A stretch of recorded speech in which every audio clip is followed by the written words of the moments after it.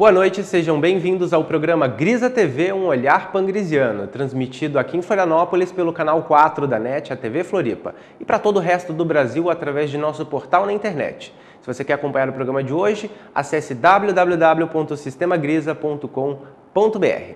No programa da semana passada, Dr. Pedro nos ensinou sobre as capacidades dos seres humanos enquanto ser vivo e que nós acumulamos todas as capacidades e potencialidades de todos os demais seres vivos, com um diferencial que o Dr. Pedro disse, que a gente tem um poder a mais, que é o poder da mente. E esse é o assunto desta semana. Boa noite, Dr. Pedro. Boa noite, Douglas. Então, estamos aí porque essa foi a grande novidade, vamos dizer assim, que surge a partir especialmente do estudo dos fenômenos paranormais, que sempre se dizia que a manifestação dos fenômenos paranormais era como se o mundo do além se metesse ou se intrometesse em nossa vida sem ser convidado. Então, faz-se identificar que, na verdade, não são seres de fora de nós ou fora do nosso planeta que vêm interferir em nossa vida durante o sono ou em qualquer outro momento, ou em qualquer manifestação de fenômeno paranormal, mas são reações automáticas, resultados automáticos do nosso subconsciente, que como nós já falamos em programa anterior, a atividade mental, é a função mental que produz os resultados na nossa vida, desde nas nossas emoções, sentimentos, etc., até os acontecimentos da nossa vida e as nossas reações, como nós nos comportamos entre os outros. Ok. Doutor Pedro, só para voltar ao assunto da semana passada, a gente falou sobre esquizofrenia e sobre a medicina tradicional considerar ela como uma doença sem cura. Eu vi uma reportagem um tempo atrás sobre um neurologista que ele justamente defendia essa tese de que a esquizofrenia não teria cura, porque, segundo ele, ela não é uma doença. É uma forma errada com que o cérebro trata, como se o cérebro tivesse aprendido de forma errada durante o crescimento. E a pessoa confunde realidade com imaginação. Veja, como é que o senhor vê essa doença do ponto de vista parapsicológico? Em parte ele tem razão. Por quê? Eu durante muitos anos eu me abstive de estudar sobre esquizofrenia, porque a esquizofrenia era assunto específico dos psiquiatras. Então eu digo, bem, se eles cuidam disso, eu não preciso cuidar, né? Só que depois eu fui observando alguns diagnósticos, às vezes um tanto precipitados, especialmente eu costumo dizer que se os psiquiatras entendessem razoavelmente de fenomenologia paranormal, 40% a 60% das pessoas que durante o século XX foram jogadas nas fogueiras geladas dos manicômios nunca precisariam ter entrado lá. E é por isso que eu também enfatizo o valor sobre esse aspecto da Umbanda, do Candomblé, do espiritismo kardecista, etc., porque os chamados paranormais, que nessas doutrinas, eles são chamados de médiums, ou de pai de santo, mãe de santo, eles vão para um centro desse e lá eles são promovidos. Não são vistos como pessoas esquisitas, ou atrapalhadas, ou pessoas que têm alucinações mentais, isso e aquilo. Então eles passam a treinar de forma organizada os aspectos da sua mente relativos à PES, a percepção extrasensorial. Então visões, aparições e tudo isso passam a ter um sentido específico de acordo com cada uma dessas doutrinas espiritualistas. Mas nós vamos descobrir que também isso são, de alguma forma, manifestações da atividade mental.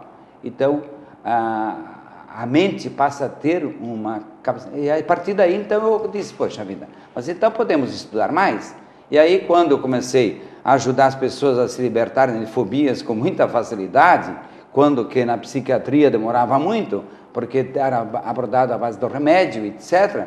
Então eu percebi que é organizando a mente, que organiza o emocional, organiza o endócrino e organiza o sistema imunológico, mas também do outro lado tira os medos, afasta o medo exagerado, afasta todas as perturbações e as ilusões também, porque nós já falamos aqui em programas anteriores que existem dois tipos de fantasmas, os assustadores e perturbadores e os agradáveis e sedutores, que são os que são alienantes, tiram-nos da realidade. Então, o que acontece? Eu digo, hoje, duas causas que já identifiquei com muita clareza que levam para a esquizofrenia é, primeiro, os medos vivenciados durante o período de gestação e processo de nascimento, que não são reorganizados depois do nascimento da criança ou do futuro cidadão, e que daí, às vezes, quando chega lá na adolescência, ou até antes agora, as pessoas já começam a usar medicação psiquiátrica, quando não precisaria, é só tirar os medos, é só eliminar os medos que a criança vivenciou lá na gestação e tudo mais, e aí a pessoa não precisa. Mas se ela prossegue com esses medos lá da período de gestação, que vão evoluir com muito mais intensidade nas novas fases da vida, ela vai ser classificada como doente e vai ficar sob efeito, controlada por remédios a vida fora. E daí o que acontece? Se lá na adolescência ou lá na infância, quando era para ele aprender a estudar, aprender a fazer as coisas, aprender a utilizar os seus membros como produtores de resultados positivos, ele não aprende a se relacionar com o mundo à sua volta de forma adequada, como o nosso mundo é, e não como o mundo imaginário, ele próprio cria o seu mundo imaginário. E daí ele quer que os outros se adaptem ao seu mundo imaginário.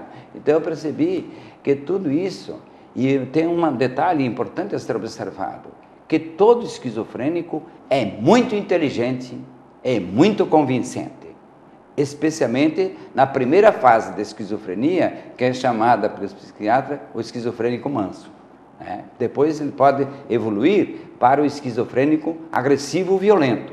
Então isso que o psiquiatra disse aí, que realmente a pessoa programa seu cérebro, podemos dizer na nossa linguagem, é que ele foi treinado de forma errada, mas se foi treinado de forma errada, por que não podemos consertar?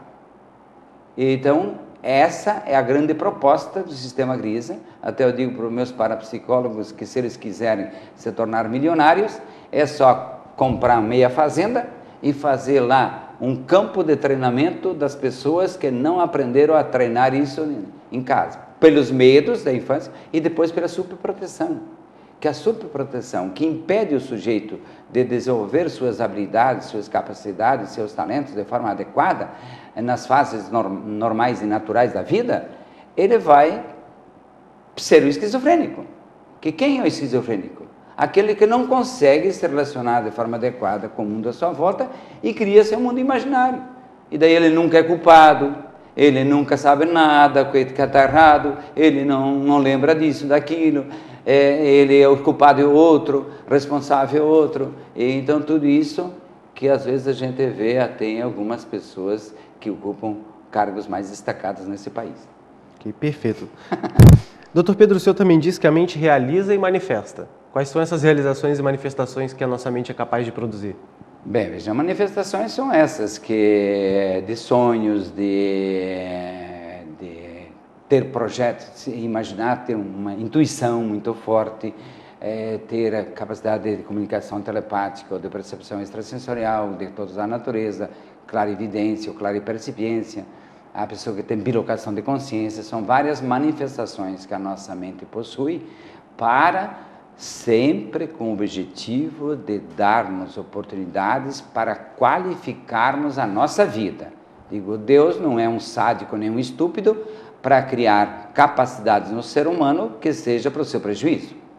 Então, às vezes nós é que não sabemos utilizar de forma adequada, como já falei aqui, não fica falando bobagem, dizendo que se Deus quiser, Deus sempre quer.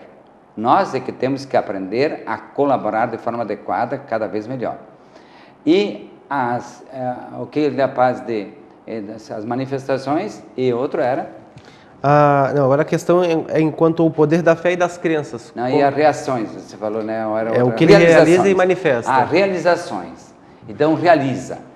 Isso que eu queria colocar. Porque realiza tudo, o subconsciente, com a nossa atividade mental, nós não damos um passo sem a colaboração do nosso subconsciente. Nós não estamos nem sentados aqui nessa cadeira sem a colaboração nosso subconsciente, de deixar nosso busto ereto, de deixar nossos olhos olhando na direção correta e assim por diante. Eu digo, se o subconsciente não estiver colaborando de forma automática ou de forma orientada pelo consciente. Então, e realizamos tudo, até aquilo que nós falamos há pouco, ou na semana passada, melhor falando, é que o nosso subconsciente produz os acontecimentos da nossa vida. Eu digo, sorte, o azar, como já falei outras vezes aqui, é resultado do nosso subconsciente, seja no automatismo puro e mecânico e natural, seja no automatismo treinado. Então, nós podemos conquistar. Eu digo, você quer uma vida melhor? Comece agora a imaginar que a sua vida está tendo qualidade de vida melhor. Que os acontecimentos, hoje em diante, eles vão ser de melhor qualidade e que o azar vai embora e aquilo que é chamado de sorte, ou as coisas boas que acontecem na sua vida, se aproxima e começa a participar da sua vida cada vez com maior intensidade. Ok. Agora nós vamos para um rápido intervalo. Daqui a pouquinho nós já voltamos com mais Grisa TV, um olhar pangresiano. Até já!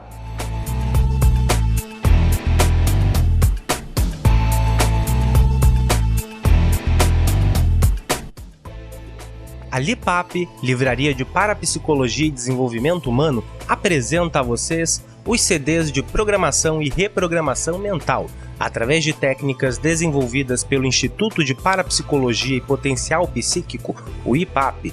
Você descobrirá meios de emagrecer, recuperar a autoestima, se livrar da depressão e muitos outros problemas que atormentam nossa vida moderna. Acesse agora mesmo nossa loja virtual www.lipap.com.br e descubra um produto perfeito para melhorar a sua vida.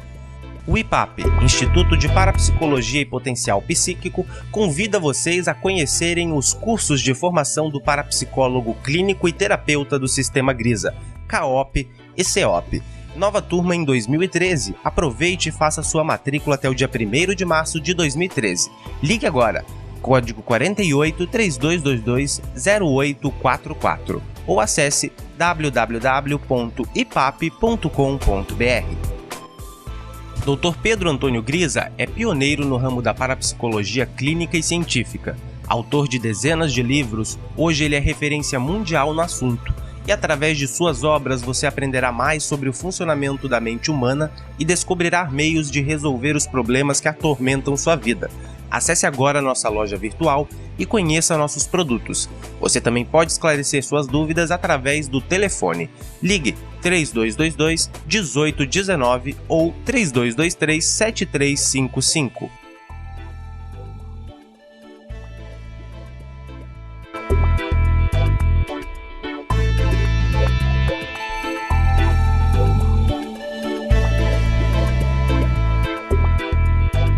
Estamos de volta com o programa Grisa TV, um olhar pangresiano. Para continuar nosso assunto do último bloco, vou pedir agora para o Dr. Pedro falar um pouco sobre a fé, a esperança e a caridade. Bem, veja, a fé, nós descobrimos, inclusive no meu livro Liberte-se Poder Extra, que nós já abordamos aqui, existe o processo psíquico que vem do primeiro estímulo que nós damos à nossa atividade mental até chegar a quando conjugamos a convicção com a emoção forte. E aí a emoção forte é desencadeada pelo subconsciente e a convicção é o cume máximo que atingimos na parte racional, ou do nosso consciente. Então, quando os dois polos, estão carregados, aproxima da faísca da fé. Então, a fé é, de fato, a que nos ajuda sempre. Porque, normalmente, quando se fala em fé, se relaciona essa nossa atitude mental, o nosso comportamento mental, com as nossas crenças, com a nossa religião e assim por diante. Então, fé sempre é vista como se a gente tivesse que confiar em Deus. Mais do que acreditar em Deus, é no sentido de que Deus quer que assim seja. Não, Deus quer que seja assim sempre bem, mas não coisa ruim. Deus não quer coisa ruim, nem castiga. Essas ideias sobre Deus têm que ser eliminadas da história da espécie humana, eu digo. Então, a esperança Esperança é importante, porque até o pessoal que está esperando que o Avaí melhore, é importante. Senão, se não existisse a esperança, não existe a expectativa de que daqui a pouco nós vamos melhorar, o time morria depois de 3 partidas perdidas. Mas a esperança sempre existe, especialmente para quem já teve um passado de sucessos. Então, isso tudo se relaciona. Então, a gente estar sempre com a esperança que amanhã vai ser um dia melhor que hoje, é bom. Só que mais importante que apenas ter esperança é imaginar o dia de amanhã bom. Então, aí entra a questão da fé.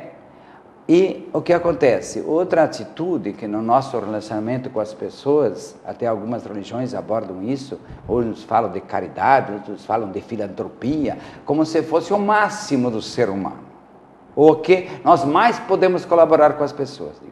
Mas de que caridade, de que filantropia você está me falando? Porque dar esmola é péssimo. Porque dar esmola ou favorecer demais a facilidade da vida para outra pessoa, mesmo que seja para comprar voto, é péssimo. Porque a pessoa não usa daí as suas capacidades, os seus talentos para conquistar os bens necessários para a sua sobrevivência. E ele se torna dependente dos outros. Eu tenho, no meu livro O Jogo e a Estrutura das Personalidades, eu falo muito dessa questão de que dar de graça é uma desgraça. E que a lei da ingratidão é uma das tendências mais naturais no ser humano. Então, a pessoa não valoriza o que você ganha de graça. Por isso que a ingratidão é tão forte na vida humana. Porque quando você ganha alguma coisa de graça, você não sabe o que vale. E você não desenvolveu seus talentos para conquistar aquilo. Então é importante, por exemplo, que a mãe, desde criança, como nós já falamos, o seu filho aprenda a enxugar louça e perceber que ele se sente contente por ter ajudado a mãe até lavar a louça, mesmo que faça bagunça na pia, e depois a mãe tenha que enxugar a pia, mas deixa ele treinar. A criança se sente feliz quando fez uma atividade que percebe ser útil ao meio em que ele está inserido. Então, o bom aluno não é aquele que fica dormindo em sala de aula, e sim aquele que desenvolve atividades. E o professor não é aquele que faz o aluno ficar... Bom professor não é aquele que faz o aluno ficar quieto, e sim aquele que dá atividade mental ou física, orgânica para as crianças. Vamos aprender a escrever, vou aprender a fazer isso e aquilo. Então, isso tudo, eu digo, é a questão de realmente não dar a coisa pronta, ensinar a pessoa a conquistar. A esmola é muito mais prejudicial, né, do que benéfica. A esmola é muito mais prejudicial que benéfica, porque nunca se deveria dar esmola. Quando se oferece alguma coisa, até às vezes eu digo assim, é que tem um provérbio que diz, não dê o peixe, ensina a pescar. Eu digo, se o cara estiver morrendo de fome, então eu digo, não sou tão radical assim. Eu vou dar meio peixe, mas já dá para ele junto à vara, para ele ir pescar. Então, assim, as pessoas têm que aprender desde bebê, desde criança, tem que aprender disciplina, organização, trabalho. Eu digo, não existe coisa mais estúpida que ficar falando tanto na televisão que criança não pode trabalhar. Criança não pode ser escrava. Até hoje de manhã eu escutei alguém falando disso com competência, porque, estava se falando que a criança pode até ajudar em casa, mas a criança não pode ser escravizada. É isso que eu sempre falo. Criança não pode ter que trabalhar e não poder estudar. Mas quantos dos meus colegas do meu tempo estudavam durante o dia, aliás, trabalhavam durante o dia e estudavam à noite? Mas por que ele era capaz de fazer isso na adolescência e em diante? Porque desde criança ele tinha aprendido a trabalhar. Lá, ajudar o pai, ajudar a mãe e fazer atividades domésticas primeiro e depois outras atividades. Eu que sou da roça, digo, lá no sítio nós tínhamos muitas atividades que nós podíamos ajudar os pais a fazer. Então, por isso eu digo, eu sempre agradeço de ter nascido na roça e de ter vivido um bom tempo sem estudar, quase, porque quando eu estava dos 12 para os 13 anos, eu faço aniversário em abril, eu estava na segunda série primária.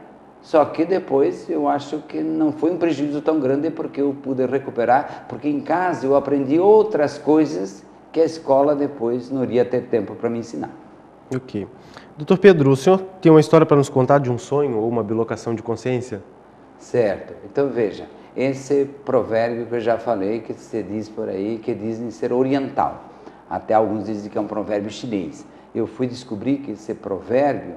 Bem, então é o seguinte, eu estava refletindo, meditando sobre esse provérbio, que é: não dê o peixe, ensine a pescar. O que isso significa nos outros aspectos da vida? Então, o que significa não dar o peixe para a criança? Não dar o peixe para a criança que vai estudar. É não deixar colar, por exemplo. A cola é dar o peixe e não ensinar a pescar, né? E assim qualquer tipo de atividade. Hoje existe até a indústria de monografias, existe a indústria de coisas, até de mestrado e doutorado. Compra tudo pronto. Tudo pronto, compra tudo pronto. Eu digo, as universidades, as faculdades, os cursos superiores que não se empenham em cobrar isso e verificar e fiscalizar, digo, são coniventes com a fabricação de novos esquizofrênicos, porque esses nunca vão aprender a conquistar os bens necessários da sua vida, e quem não aprende a conquistar os bens necessários vai ser mais esquizofrênico. Mas então eu fui dormir pensando nessas coisas, e aí eu não sei se eu fui num sonho ou se foi uma espécie de bilocação de consciência que eu tive. De repente eu me vi à beira de um rio largo, caminhando, e quando estou a caminhar, eu vejo um pescador sentado num barranco, jogando um anzol dentro da água do rio. E eu vi que ele era um pescador. E quando me aproximei um pouco mais dele, eu percebi que ele estava bem empenhado e que até ao lado dele havia um cestinho, dentro do qual tinha os peixes.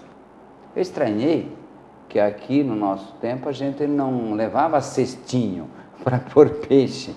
A gente usava a fieira, que a gente chamava. Espetava um peixe pela guerra, a gente enfiava os peixes dentro de um cordão ou dentro de um ramo de árvore mais fino, e a gente depois levava para casa. Ou então a gente levava um outro recipiente. Mas aquela cestinha de taquara trançada me chamou a atenção. Aí de repente eu vi que eu estava caminhando à beira de um rio em que havia bastante espaço com terra ou areia. Eu não conseguia identificar com clareza. E daí eu vi que vinha um pedinte, que logo identifiquei ser um pedinte, que chegou perto do pescador e bateu nas costas dele e disse: moço, me dá um peixe desses que você tem aí, eu estou com muita fome, eu preciso de um peixinho desse. Aí o pescador disse: calma, rapaz, eu estou puxando um peixe agora, espera um pouco que eu acabei de pescar esse peixe que está no meu anzol já, eu te entrego um. Aí o pedinte ficou esperando e foi embora, achou que estava demorando muito. Bem, aí nesse meio tempo aparece um outro personagem, caminhando, subindo agora a correnteza e rio abaixo, então ele vinha em sentido contrário do fluxo do rio. E era um senhor de vestes longas, por altura do tornozelo, e até rústicas. Aí logo identifiquei ser um daquilo que na Índia é chamado de peregrino. O peregrino é uma pessoa que se dedica à meditação, a pensar em Deus e aquilo, e ele é recebido pelas pessoas até como santo. E ele ganha, então, vestiário, comida, até hospedagem de vez em quando, tudo com certa facilidade. Então, ele chega perto do pescador e diz para o pescador: não dá o peixe. Não dá o peixe para ele, porque ele pode achar que o peixe que você deu, ele não sabe nem, de repente não sabe nem cozinhar o peixe, vai dizer que o peixe estava estragado, ou vai dizer que você deu o pior peixe que você tinha aí para ele, então não dá o peixe. Aí daqui a pouco volta o pedinte de novo e bate de novo nas costas do pescador, e o pescador diz: calma, te falei, agora eu estou com outro peixe no anzol, mas espera um pouquinho.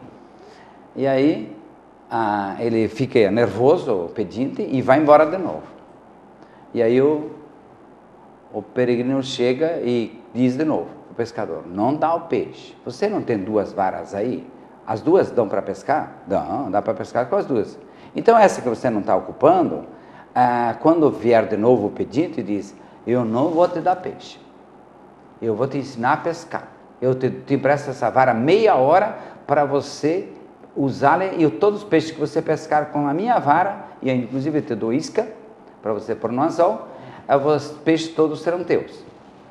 E aí o pedinte daqui a pouco volta de novo, porque o pedinte não desiste facilmente, né? Então voltou, e aí o pescador disse para o pedinte, olha, eu não decidi que não vou te dar peixe, você me encheu muitas paciências, mas eu te posso emprestar uma vara, eu estou com 2 varas aqui, uma eu não estou ocupando, você usa essa durante meia hora, tá? Porque daqui a meia hora eu tenho que ir embora. E nessa meia hora, se você pescar, os peixes que você pescar são seus. Aí ele disse, mas eu não sei pescar. Diz, mas eu te ensino. Eu disse, mas eu não sei pôr a isca no anzol, mas eu te ensino. E aí o pedinte ficou pescando meia hora, pescou 2 peixes, e daí o pescador diz, olha, o próprio peregrino diz, olha, tá a hora do rapaz venceu, a meia hora dele já passou. Então ele tinha pescado 2 peixes, razoavelmente bonitos, pelo que eu percebi, no meu sonho ou bilocação de consciência. E aí, quando ele foi chamado, o pedinte veio com os 2 peixinhos, 2 peixes que ele tinha, pescado, todo feliz, e foi embora contente, disse, eu vou para casa, vou levar para minha família, eu vou comer com a minha família hoje, e todo contente. E aí o peregrino disse para o pescador, está vendo como ele foi embora feliz? Porque os peixes são dele, você emprestou a vara, mas quem pescou os peixes foi ele. Você facilitou um pouco o processo dele, mas agora eu tenho certeza que daqui a pouco ele pode comprar a sua vara e nunca mais ficar pedindo para os outros e ele continuar pescando. Aí ele cresceu na vida. Agora ele poderá ser um ser independente e não o dependente de esmola. Ok. Doutor Pedro, nosso tempo está acabando, então a gente tem que encerrar por hoje. A gente encontra semana que vem. Ok.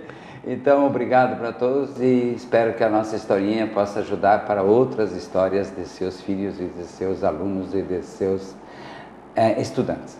Ok. Você de casa não esqueça de acompanhar as novidades em nosso portal. Acesse www.sistemagrisa.com.br. O programa desta semana reprisa neste sábado e na próxima segunda às 20 horas. Semana que vem, às 21, nos encontramos aqui mais uma vez com mais um episódio inédito de Grisa TV, um olhar pangrisiano.